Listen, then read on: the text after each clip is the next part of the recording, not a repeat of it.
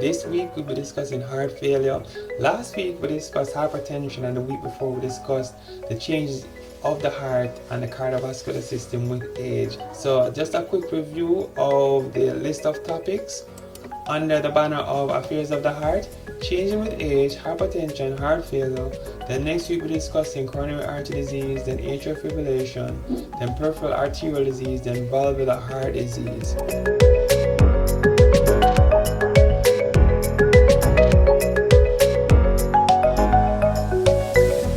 Okay, now the outline for this presentation is as follows. We'll be discussing the stats, facts, and trivia regarding heart failure. They will be defining it, what makes it significant, what causes heart failure, what are the symptoms and signs of heart failure, how heart failure is diagnosed, treated, and prevented. And then we'll be ending with resources that you could access after this presentation. So the GeriStat for today is that heart failure is the leading cause of hospitalization in older adults and a major source of chronic disability in the United States. And that's from the American Geriatric Society. Many cases of heart failure that emerge in our 40s, 50s, and 60s can be prevented by healthy lifestyle practices in our teens, 20s, and 30s. Because when a heart fails, usually it represents years and decades of injury to the heart. And then the fact of trivia for today is that the remains of Nibiru, a 3,500-year-old Egyptian noble whose remains were found by Italian Egyptologist Ernesto Schiaparelli in the Valley of the Queens in Luxor around 1904, was found to have evidence of heart failure, making Nibiru the first known person with heart failure. That is the trivia fact for today. So, what is heart failure?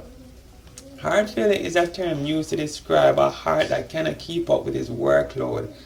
The body may not get the oxygen it needs as a result. This is from the American Heart Association. So the heart failure syndrome represents a pump that is either injured and cannot pump to meet the body's normal needs, or the body has excess needs and the pump, even though it's normal, cannot meet those needs. And if the body has an excessively intense level of need for a long time, the heart can actually fail, even if it's a failing heart. So let me just help you to review the function of the heart and the cardiovascular system. So let's start at the legs at the bottom of the diagram. So the body will use the oxygen in the blood, and that blood is returned to the right side of the heart. Then the right side of the heart will then pump that blood that doesn't have much oxygen to the lungs, and then the lungs will then give oxygen to that blood, and then the blood will then return to the left side of the heart where it's pumped to the rest of the body. Now, if the heart is injured and the body has normal demands, the heart may not be able to meet the demands of the body, and the body goes into heart failure. Or if you have a normal heart but there is a lot of demand for a long time, let's say you have a high metabolism due to hyperthyroidism, and the body has a lot of demand for oxygen and nutrients, the heart might fail because it's unable to meet that demand for such a long period. So that's one thing. Or if someone has anemia and the body has normal demands but the blood isn't getting enough oxygen from the lungs, isn't absorbing enough oxygen from the lungs because the blood count is low, the heart has to work extra hard to try to meet the oxygen demands of the body. And anemia, if you have a low blood count for a long time, that can lead to heart failure as well. So what makes heart failure significant? Heart failure is significant because 6.5 million Americans per year is affected by, are affected by heart failure. More than 950,000 new cases each year are due to heart failure, and $30 billion per year is spent in healthcare costs in the US on heart failure. So it is an expensive disease. It causes older persons to go to the hospital. It can cause significant disability and loss of productivity of all the persons who have heart failure. So that's what makes it significant. The causes of heart failure are as follows.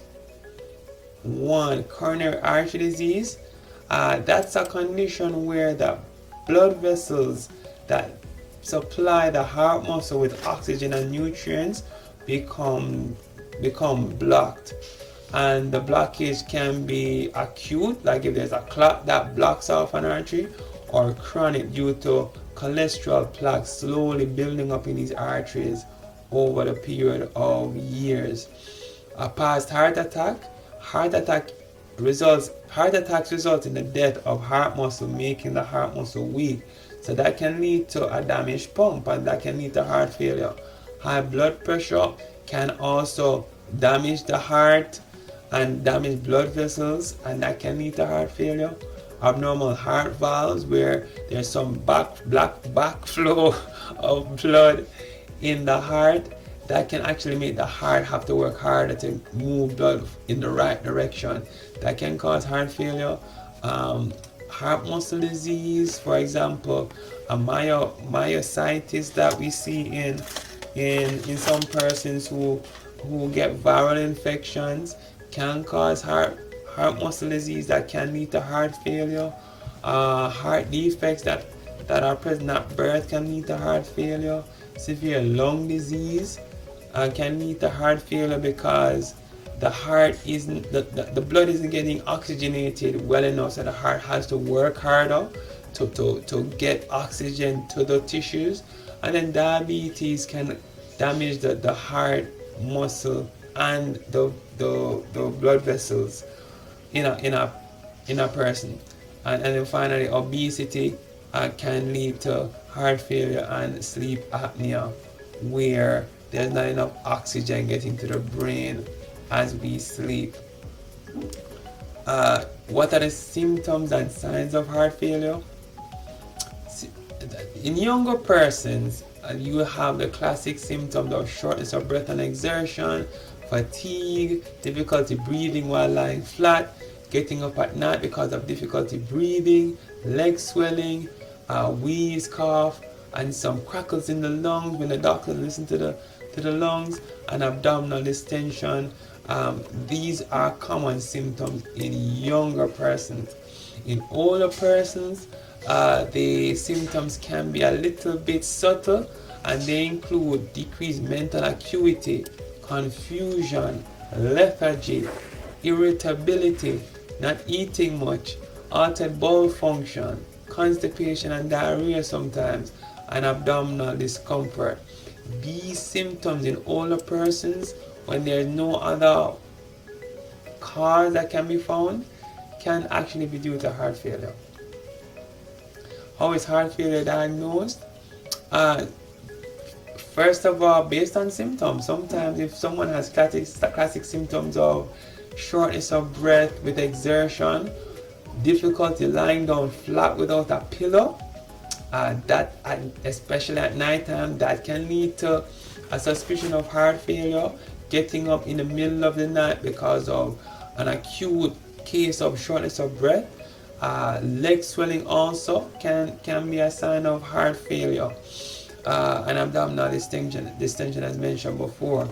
Blood work, if there's a suspicion of heart failure, your doctor will perform a test called a pro-BNP, which is a substance that's produced by the heart when the walls of the heart are stretched. Can be elevated in someone with heart failure. A low blood count, low hemoglobin levels can cause heart failure. If there for a long time, abnormal thyroid function, high or low potassium, high or low magnesium, or high or low calcium can be found in someone who has heart failure. A chest x-ray will show can show fluid in the lungs sometimes, or fluid around the lungs, or an enlarged heart. An EKG, which is a test that involves the placement of electrodes in the chest and on the arms, can reveal a fast or slow, abnormally fast or an abnormally slow heart rate, or an abnormal heart rhythm, or heart enlargement, evidence of old or new heart attack. And finally, an echocardiogram, which is an ultrasound of the heart, can reveal an ejection fraction, which means the percentage of blood that's pumped out of the heart with each heartbeat. If less than 40% of the blood in the heart is being pumped out per heartbeat, that is diagnostic for heart failure. So getting an echocardiogram can really confirm the diagnosis of heart failure. Alright, so what are the tips and treatment options and prevention options for heart failure? So here they are. 1. A whole food plant-based diet as early as possible in life can help to prevent heart failure. So a plant-based diet is good, but some plant-based foods are not whole foods. So they are either derivatives of whole foods. For example, veggie burger is made up of non-meat products, but it's not a whole food. So whole foods are foods that are food that are as close to its naturally occurring state as possible. So a raw apple, raw banana, raw lettuce, raw tomatoes. These are examples of whole food plant-based options. Also, regular exercise, 30 minutes a day of moderate intensity exercise. Moderate intensity meaning exercise that can allow you to speak but not sing.